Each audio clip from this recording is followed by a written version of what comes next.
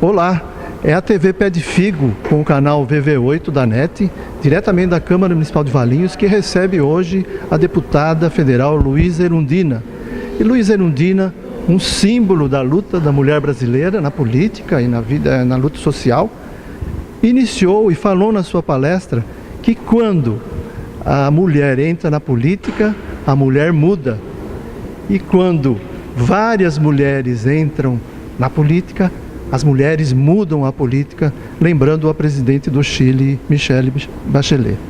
Erundina, é uma honra recebê-la aqui e eu já gostaria de iniciar perguntando: o que falta para que as mulheres realmente assumam e mudem a política? Olha, existe uma determinação histórica, cultural, social na formação de homens e mulheres em nosso país.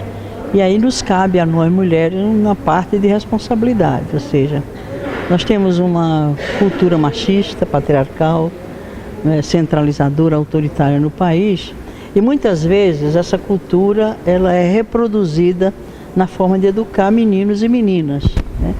Então é preciso que nós mulheres nos conscientizemos do nosso papel de educadoras e também da nossa condição e do nosso papel político na sociedade.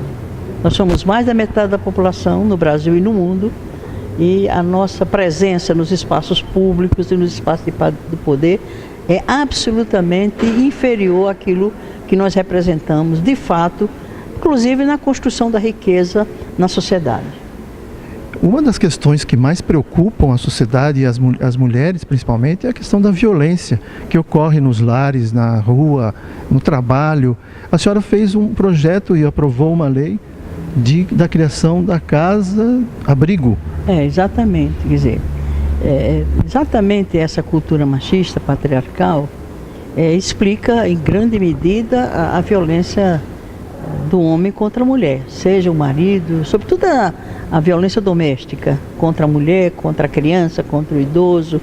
Há uma cultura de violência na sociedade e que a gente precisa enfrentar de forma muito corajosa, e isso a sociedade como um todo, ganhar também a consciência dos homens para isso, mas é uma verdadeira tragédia e precisa de políticas públicas para enfrentar essa realidade. E uma delas, quando eu fui prefeita, que depois se espalhou pelo país inteiro, que é a construção de casas-abrigo para onde a mulher está sofrendo violência extrema no lar, na família, em casa, ela tem uma alternativa para muitas vezes fugir da morte. Porque, na maioria dos casos, a violência vai se repetindo de diferentes formas e chega o momento de levar à morte dessas mulheres. E por falta de alternativa. Nem sempre a mulher subordinada a uma dominação machista e violenta, ela tem independência financeira, econômica, porque não trabalha fora. Em geral, o homem machista nem sempre permite que a mulher trabalhe fora, então é preciso uma alternativa para ela sair das garras do opressor e do agressor, e no caso a rede de casas-abrigo cumpre esse papel. Deputada, nós vivemos hoje, todos nós, perplexos com a situação em que se encontra o nosso país, né? Saímos aí de um golpe contra a democracia, rasgaram a Constituição, e é difícil a gente não sentir o baque e não sentir uma certa desesperança. Eu me lembro quando a senhora esteve aqui no início dos anos 90 e disse que a conquista da redemocratização, os benefícios, os resultados só iriam, os nossos filhos e netos é que iriam desfrutar. E esse retrocesso de hoje, como que abala esse futuro dos nossos filhos e netos?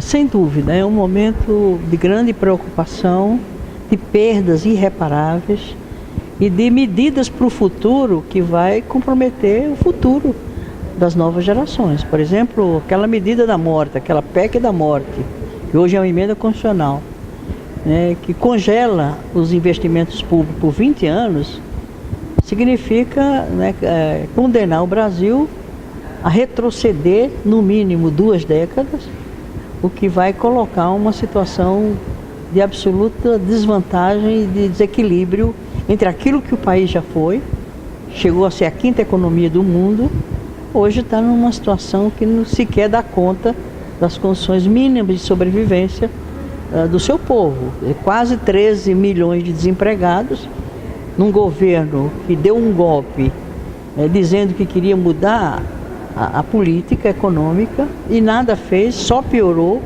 e ameaçando inclusive a normalidade democrática, jogando as Forças Armadas para colocar um problema nos estados que teria que ser ou é competência dos governos estaduais, e as polícias com mais investimentos e com melhores condições de trabalho, certamente os governos estaduais dariam conta dessa situação se tivesse mais emprego, mais renda, que está na raiz do problema da violência, da criminalidade.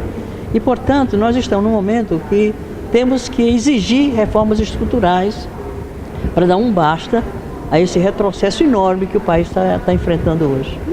E o absurdo do congelamento dos investimentos sociais na saúde e educação. Valinhos, deputada, está vivendo um drama. Nós tivemos nos últimos dias 2 mortes causadas pela febre amarela, numa região que tem privilégio de boa qualidade de vida. Sim, tem uma água de qualidade. Sim. Eu tenho informações sobre Valinhos e sei do quanto essa cidade já teve de qualidade de vida superior aos outros municípios aqui no entorno. E tudo isso é consequência dos erros, dos desacertos e das perversidades que esse governo vem promovendo no país e cujo impacto direto é sobre as cidades, é sobre os municípios. Não é abstratamente nos estados e na União, é nos municípios, né? Onde o desemprego ocorre, onde a demanda por habitação, por saúde, por educação, por saneamento básico, por transporte público, é no município, não é abstratamente na cidade, no estado ou na União. E, lamentavelmente, o poder local, o poder municipal está absolutamente inviabilizado pelas consequências e pelos efeitos dessa política nefasta de um governo ilegítimo, um governo golpista, um governo que veio para exatamente comprometer as conquistas de décadas do povo brasileiro, e temos que reagir a isso. E não podemos cair na tentação do desânimo, porque se nós já derrubamos uma ditadura de 21 anos, uma ditadura civil-militar, nós já demonstramos historicamente que o povo brasileiro é capaz de resolver os seus impasses, e para isso a gente precisa de organização política, de partidos consequentes, de uma política séria. E este ano é um ano decisivo, porque teremos praticamente eleições gerais. E vamos ver se saímos dela com uma condição de maior controle da população sobre as decisões estratégicas desse país e tirar das mãos desse governo que não tem legitimidade, não passou pelo crivo do voto popular e, portanto, precisa cair. A senhora disse lá na palestra que talvez a bandeira desse ano eleitoral, a grande bandeira, vai ser a esperança. Exatamente, porque a esperança ela é revolucionária. Porque a esperança, no meu entendimento, é uma energia interna que ela atinge, ela transmite, ela é um vírus, o vírus do bem. Alguém que tem esperança, mas uma coisa verdadeira, não um sentimento vazio, mas aquela concepção de Paulo Freire, que ter esperança é esperançar, a esperança de esperançar, ou seja, agir, fazer acontecer, se juntar com outros e acreditar que é possível. Eu que já tenho essa idade, já vivi momentos críticos da vida do país, em mais de um período de tempo. Eu acredito nisso. A esperança é revolucionária e a gente não pode colocar expectativa de resultados para amanhã, nem para um ano, enfim. Tem que colocar numa perspectiva de tempo que se mede na história por décadas, por séculos, mas tem que já ter resultados imediatamente naquilo que é possível obter. E isso é força política. E força política se faz juntando o povo, conscientizando o povo e levando ele a acreditar que ele pode mudar a realidade. E nesse contexto, deputada, quanto que é importante a gente ter consciência de que é necessário defender a democracia? Sem dúvida, isso é um bem imprescindível, permanente. Não se faz a democracia de uma vez por uma lei, por um decreto ou mesmo por uma Constituição. É o dia a dia, nas nossas relações mais particulares, mais pessoais, mais do ambiente de trabalho, na sociedade como um todo. Nós temos que ter um zelo por essa plantinha, para que ela não venha a sofrer né? Porque é o bem maior da humanidade. Com todos os defeitos da democracia, o processo civilizatório passa por ela. Então, nós estamos vivendo o fim de um ciclo histórico-social, na minha avaliação, e que é um momento da virada do processo dialético da história. A espiral dialética da história, ela tem ciclos, e a cada ciclo ela se dá um salto, e esse salto é para melhor, porque a história não anda para trás. Essa concepção, para mim, é suficiente para eu manter meu ânimo, minha esperança, meu alento, e acreditar que é possível. Não eu sozinha, não vou a canto nenhum sozinha, mas é preciso juntar muitas forças, construir unidade em torno de ideias, de possibilidades de saídas, né? Ser generoso, não achar que tem toda a verdade. É preciso juntar quem pensa próximo ou quem acredita que é possível determinadas saídas. Vamos nos juntar para salvar o Brasil, para salvar a democracia, para salvar as conquistas que a duras penas o povo brasileiro foi adquirindo ao longo das décadas e dos séculos. Com esse espírito, Erundina, de esperança e de disposição de luta democrática, qual é a mensagem que a senhora destina, particularmente hoje, às mulheres de Valinhos? Olha, que nós mulheres vamos decidir o páreo, que nós somos mais da metade da população, e a nossa participação nos espaços públicos, não necessariamente nos espaços institucionais. Quando eu falei para as mulheres hoje, eu dizia, quando eu falo na participação da mulher na política, não é só em partidos, em mandatos, em eleições, é no dia a dia, no cotidiano da vida dela, tudo é política. E ela se sentir sujeito da sua vida, da sua história, do seu tempo, e acreditar que se juntando com outras mulheres e com outros homens, é uma luta de homens e mulheres. Nós não estamos brigando com os homens, nós só queremos o nosso espaço, que está muito desigual. A distribuição do espaço público está muito desigual entre homens e mulheres. Que os homens também sejam mais generosos, não de nos permitir ou nos dar de presente, não é isso, mas que não nos impeçam de exercitar a nossa cidadania política, de ocuparmos esse espaço de decisão. E sem a nossa presença, realmente vai ser mais demorado o processo de mudança pela qual o Brasil e o mundo devem passar nos próximos anos, nas próximas décadas. Obrigado, Luiza Erundina. Eu que agradeço, foi um prazer. Foi uma alegria enorme. Um abraço para os internautas e os que acompanham o seu trabalho.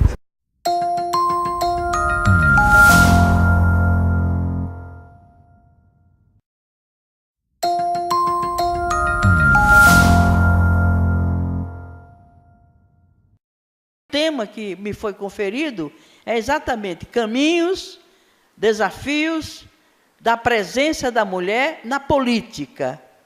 E eu não falo aqui apenas da política institucional, seja em partidos, seja em mandatos, né, seja exercendo cargos, mas onde tiver o poder de decisão, aí está o poder.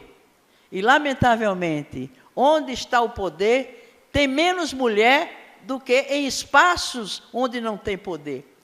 Então, existe um déficit na democracia brasileira, que enquanto não se resolver esse problema, esse déficit, esse gap que existe, esse fosso que existe da representação da sociedade, né, nos espaços de poder, de modo a que mais da metade da sociedade brasileira está excluída dos espaços de poder e, portanto, está excluída do direito fundamental ao poder, né, para poder se configurar a uma verdadeira democracia. Alguém começou a sua fala aqui na mesa dizendo que as pessoas estão, né, agastadas, né, enfastiadas, né, desinteressadas, né, não querem mais discutir porque não acreditam mais, as coisas não acontecem. Imagina se não se discutissem essas questões. Imagina se não houvesse pessoas interessadas nesse debate, nessa reflexão, que são as ideias, é a reflexão sobre valores, sobre aspectos importantes da vida que forma as pessoas. E pessoas não formadas, não só na formação da instrução formal, mas a formação política. Nós temos que não só nos formarmos, né, nos conhecimentos, na formação, né, na formação formal, digamos assim, na educação formal, na aprendizagem profissional, né, na conquista do saber das várias áreas do conhecimento humano. Isso é uma forma de capacitação e de formação.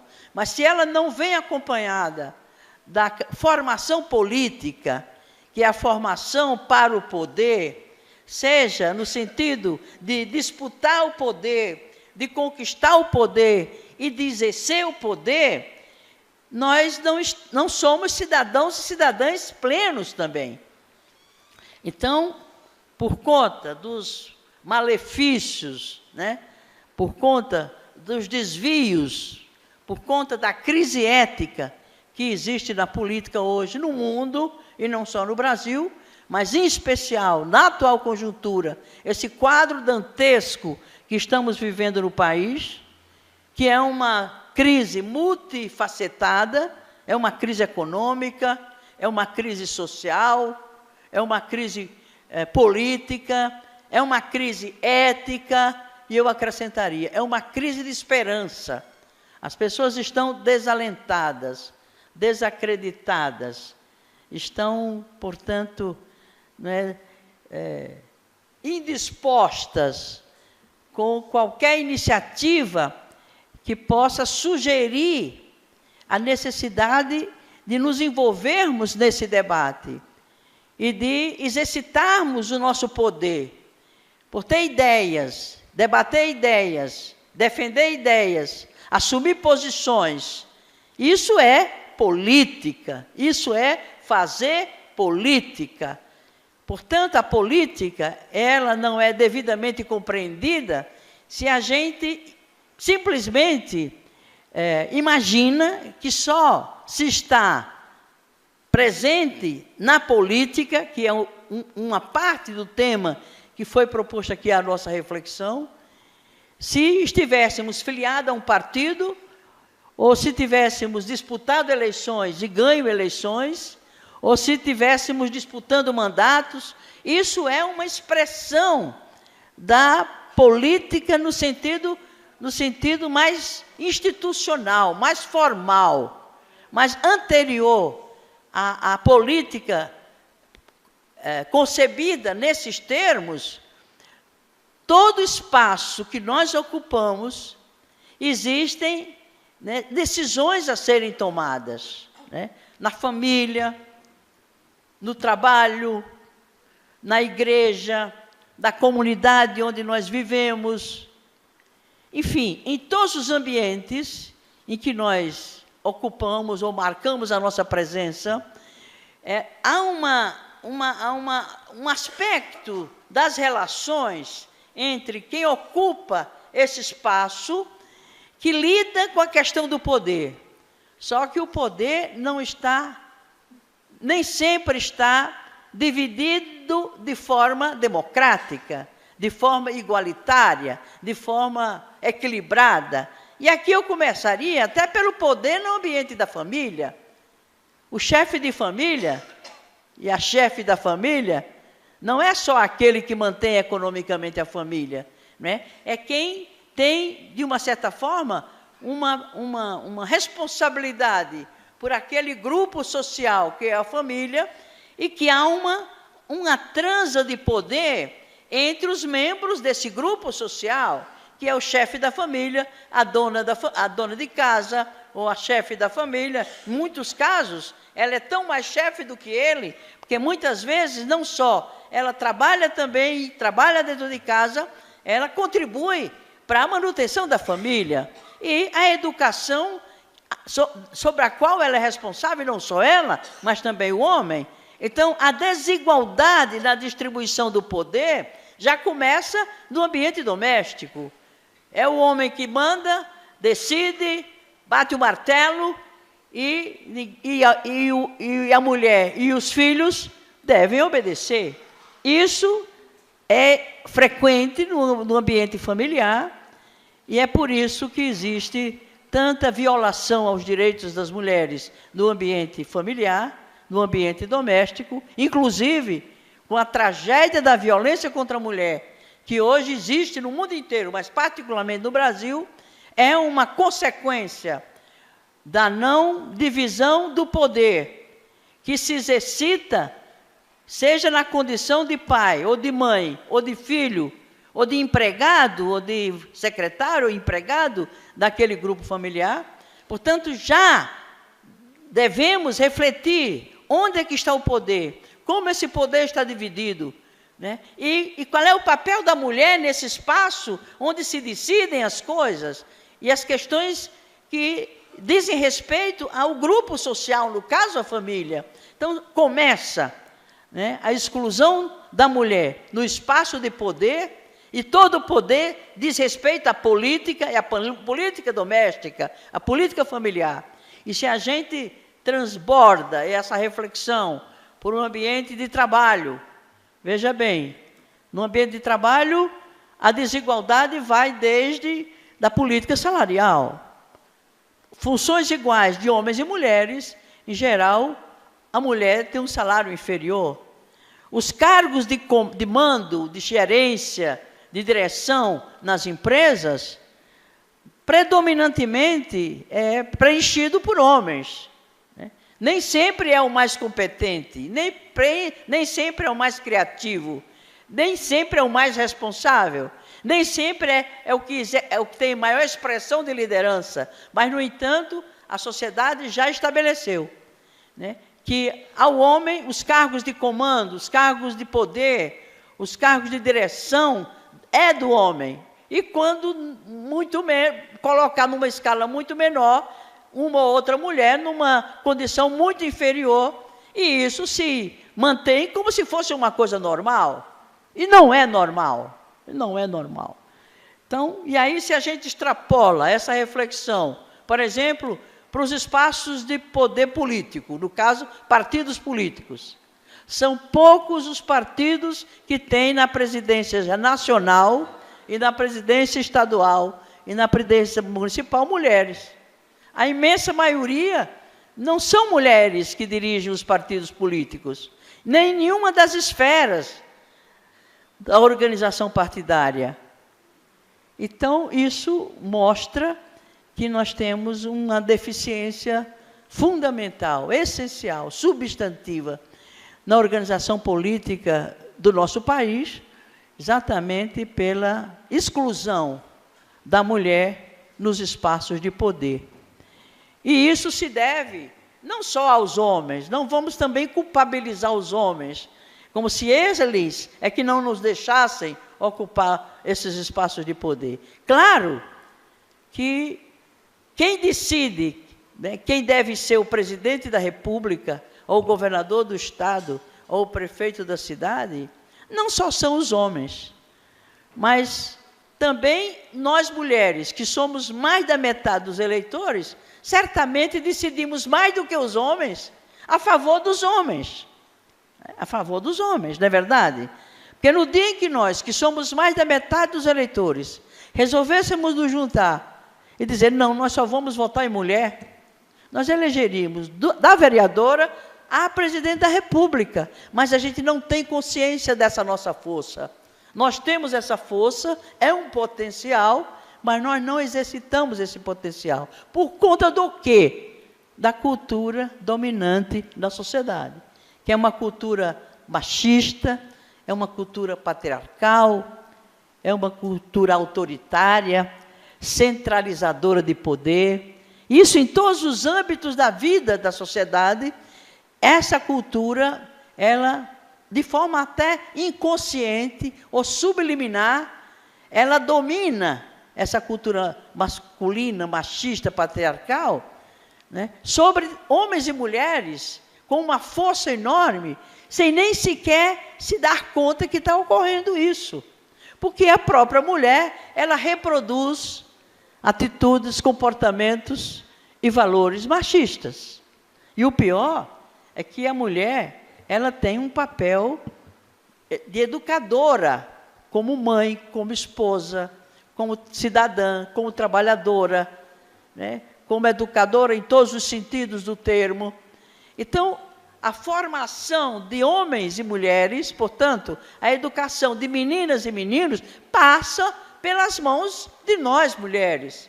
Nós não só parimos homens e mulheres, mas nós também formamos homens e mulheres sob a influência inconsciente, subliminar dessa cultura machista que ela se exercita com muita força contra nós, mulheres. Este foi mais um TV Pé de Figo na VV8 TV da NET. Acompanhe a nossa programação. Obrigado.